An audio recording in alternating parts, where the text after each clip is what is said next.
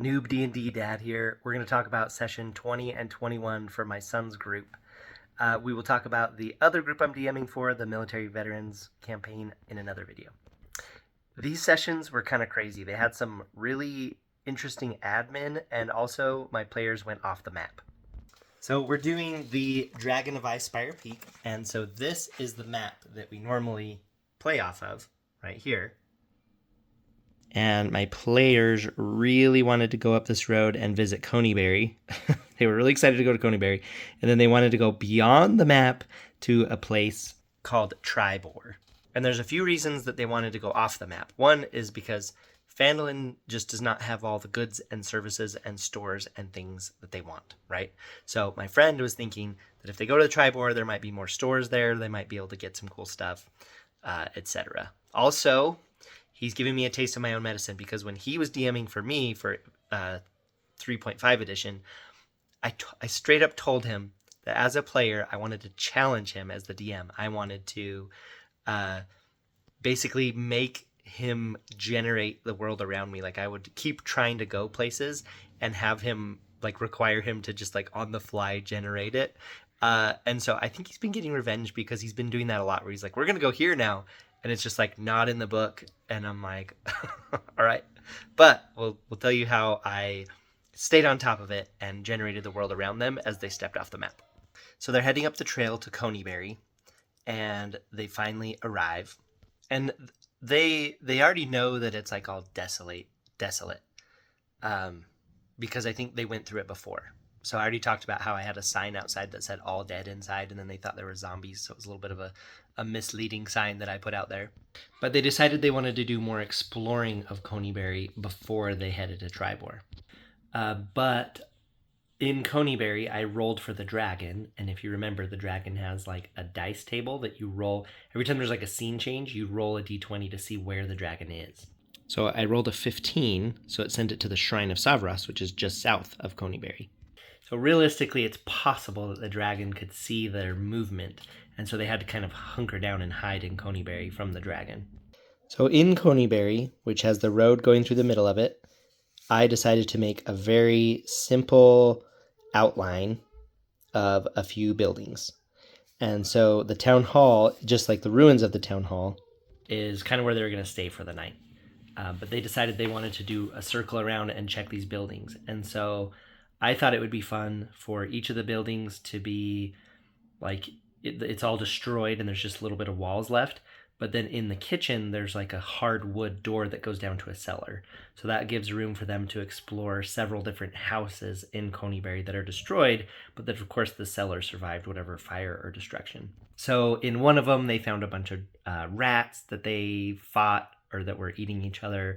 And then there was little boxes, kind of basement storagey stuff. So one of them I had a whole box full of old corn cobs just to kind of confuse them. Another one I had a skull with an eye on the forehead, like a human skull. And then in one of the basements, I had them roll, I think a D100, and they rolled really, really high. So I was like, okay, you're going to find some cool stuff down here. So I used my favorite treasure table in the DM guide, which I think I'm overusing, but I'm having so much fun using it. And they ended up getting a scroll of spike growth and this, I might get criticized for this, a wand of secrets, which they are now heavily using it. I'm wondering, I might need to nerf it a little bit, but they just rolled really, really high when searching all these basements. So I was like, you know what, there can be some cool stuff down here. And a bunch of corn cobs that I think they used for their fire for the evening, but I think I might have them find more used corn cobs later. Maybe I'll have a subplot of a cult of the cob or something. And one of the basements ended up having a ton of food storage in it, well-preserved jarred food and water bags and just all kinds of food. And so my friend, so he's kind of the leader, right? So my son's 8 and my friend's leading, and he's kind of been we needed a wagon. He's been wanting a wagon. I don't know if in his head he was imagining the Wells Fargo wagon where it's enclosed, but he's been wanting a wagon so that they could stash all their stuff as they're out away from town. And so finding all this food storage in this basement just reinforced that he's we have to go to Tribor, and We got to buy a wagon. He's just like, we got to do this. Okay, so they go off the map to Tribor, and I'm like, very quickly while we're playing, I start Googling like Tribor map. And I actually found a pretty good one on Reddit that has Tribor populated with all the names of all the stores with all the different NPCs who work there. So it's like, yes, this is great. So I totally used that. And again, I had the volcano go off that is not at all in the book, but that I decided would be interesting and create a lot of like NPC, like refugee situations. So Tribor is also having an influx of refugees coming from lands that were affected by the volcano going off. And they're majorly getting stared at by people on the road on the way to Tribor because they're all covered in weapons. They're also super messy. They've been through a whole bunch of battles and crazy stuff without getting cleaned up at all. So they're a mess, and they just look like adventurers, and they're towing a ballista at this point.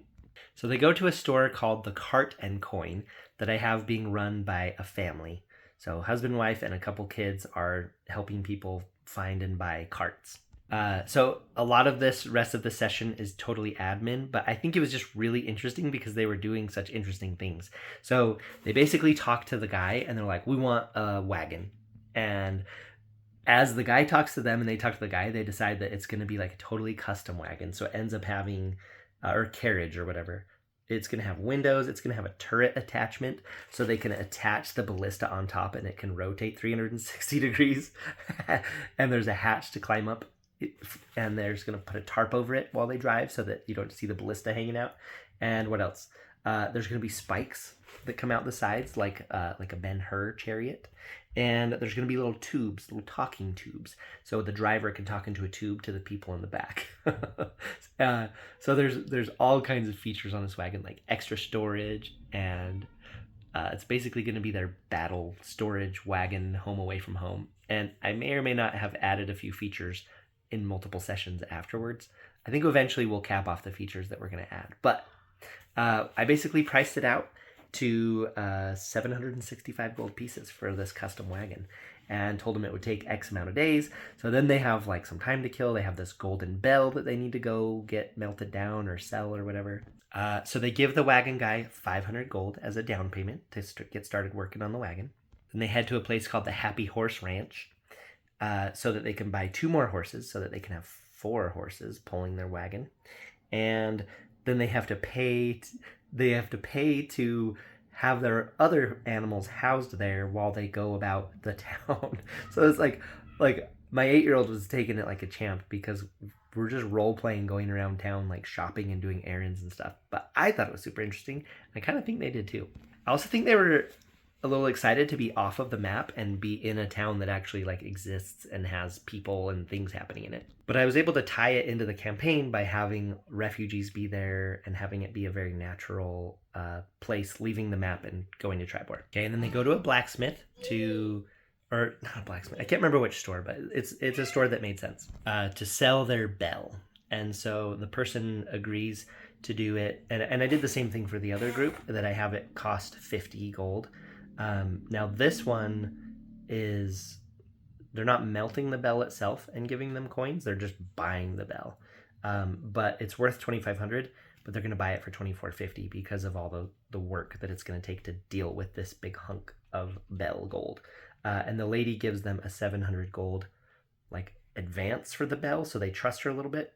And then again, she's like, I don't have this cash laying around, so it'll take me a few days. So then they have a few days to kill to deal with while they're waiting for their money from the bell and then while they're waiting for the wagon. Oh, by the way, I had their horse. Let's see. They got 2 horses, Delilah and Dean, and they're 75 gold each, and they housed and stored and got saddlebags. So that was 200, I think, total. I don't know if it's 200 total for the 2 horses and the housing and storing and saddlebags. Anyway, came up with a price. It worked. They paid it. And then they decided to see if there was any kind of like a job board in town. And I was like, oh my gosh, he really is pushing me to just generate things, right? Because it's like, none of this is on the map. Like you know this is all improv, like every question you're asking me. So there's like a tower in the middle of town. It's like a town hall / tower. So I have it kind of be like the police station, job board, mayor's office. It's kind of like the city center town hall thing. Also, it's a tower so that they can see roundabout. So on the fly, I decide that on the job board is a flyer to take out some robbers. So not just, it's like organized crime, not just robbers, but like actual organized crime that's been robbing the refugees that are pouring into town. So I created a symbol right there. Boop. The skull, kind of with the sunshine thing. That is the robber's logo that has been witnessed on these robberies. And the message on the board says, if you can like dismantle this criminal organization, we'll give you 300 gold. So my players take the job board, they take the job, and they start they just step out in the streets and they start asking refugees like, hey, have you been robbed? Have you been robbed? Who do you know that's been robbed? So they start asking around, and then eventually they find a family that's been robbed. The guy has a broken arm, his arm's in a sling. They just vaguely remember where they were, but they had everything taken from them, and tells them it's like 2 or 3 miles north of town, right? And I was so impressed with my son right here, my 8-year-old son, where they're talking to this family that's been robbed, and he actually gives them some silver. He gives them like 10 pieces of silver, and it's like, that's awesome. Like unprompted, unsolicited. They didn't ask for it, but he felt compassion for this family that was living in a tent that had been robbed, and I thought that was cool. And I think that's like the cool interaction side of D&D is when you draw these reactions out of the players. So I love that. So the players head off north of town on a road, and eventually they find the place that the refugee had described to them, and they see that there's like some symbol carved into a tree, and they don't see them, but there's evidence that the people were there. So they keep going north, and then eventually they see these guys step out onto the road. I decide that the composition of the robbers is a half orc, like a muscle man, then a human in like a trench coat, and then two dudes in like beanies, like normal sized humans. So for their stats, I just used the half orc, AC 13, hit points 58. For the human, AC 17 because he's got armor. I guess the leader in the trench coat also has armor because he's the veteran stat block. And then the other guys are veteran stat block, but their hit points are only 30 instead of 58. There's a nice little shot of me as I'm trying to point the camera at the book. The veteran stat block is as follows. So it's very, very useful for that I've been using for like robbers and various humans that they come across.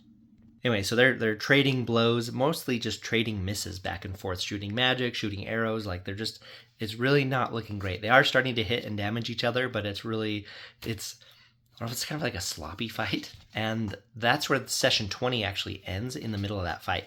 So session 21 picks up right in the middle of that fight, and they finish it off. They actually kill the half orc, which really takes the wind out of the sails of the rest of their gang, because he's like the muscle, right? So they defeat the gang. They basically take them prisoner, take their weapons, tie them up, take them into Cony Berry, and they deliver them to the tower, right? Where they're like, here's the gang, we brought them to justice. And then I have this like chief of police. He's like this huge guy named Harvey. I have him have a super high voice for some reason. Anyway, so he takes them, and they go put them up in the tower. I guess it's also their jail. But they make the robbers tell them like where their hideout is. They get their reward at the tower, and then they decide that they're going to go explore the hideout to see if they can find any treasure for themselves. So they arrive at the hideout, and they find. I like to have, whenever they find like bedrolls of bad guys, I always like to have one of them just stink super bad.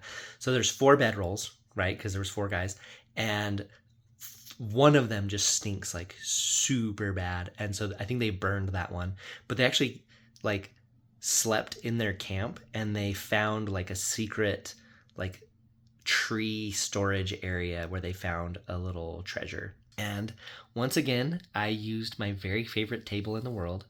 I even have it tabbed. So Dungeon Master's Guide, page 137. So challenge, or Treasure Hoard Challenge 0 through 4. So I don't do the coins, but I do like to do the D100 to see what they get. And then Like sometimes on individual bad guys, I'll do the individual treasure. But this one's fun because it could just be a couple of lame art items or some gems, or it could have them roll on a different magic table and they could end up with something awesome.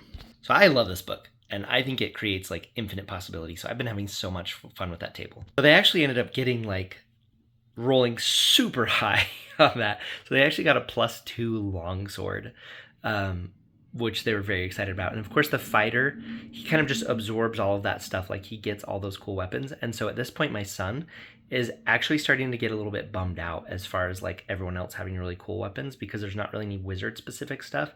So there's more on that in future sessions, but he's starting to feel it that he's not getting the cool items because he does have cool items, but his cool items he's now becoming more powerful than his cool items. And then during the night, I decided to do something I've been wanting to do for a really long time. And that is to fight a freaking owlbear. These things are pretty vicious, but I didn't think it would be outside of their abilities. Challenge rating 3. I just really wanted to use it. I wanted to be an owlbear, I guess, because I'm the one driving it. So I decided that an owlbear would come upon them and ferociously attack them at night. And it did, and they had a glorious fight, and the owlbear was totally fun to drive. But seeing it in the Dungeons & Dragons movie, like just very briefly, when I think the druid transforms into it, I was just like, that's so cool. And then just reading about it in the monster manual, I was like, this thing seems awesome and fun, so we're doing this. And I think it was an appropriate challenge because it was actually difficult for them, but they handled it. And the fighter decapitated it with his brand new +2 sword and kept the head.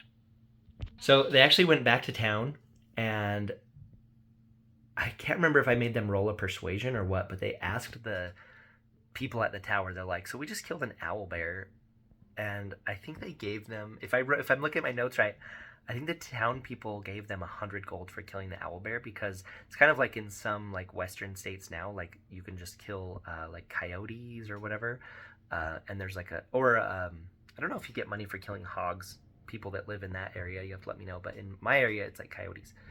Anyway, so I figured owlbears would be the same thing, where they're kind of like a nuisance and there's like a reward for killing them. So I think they got another 100 gold for that. All right, so their tribor business is pretty much coming to an end. So they get all their money from trading the bell in, they get their extra horses, they get their custom battle wagon. They did also eventually take a shower, and they head back to their home of Phandalin. So I think they were due a reward for something that they had not got a reward for yet. Anyway, so they go and get their reward. Okay, I'm actually proud of this.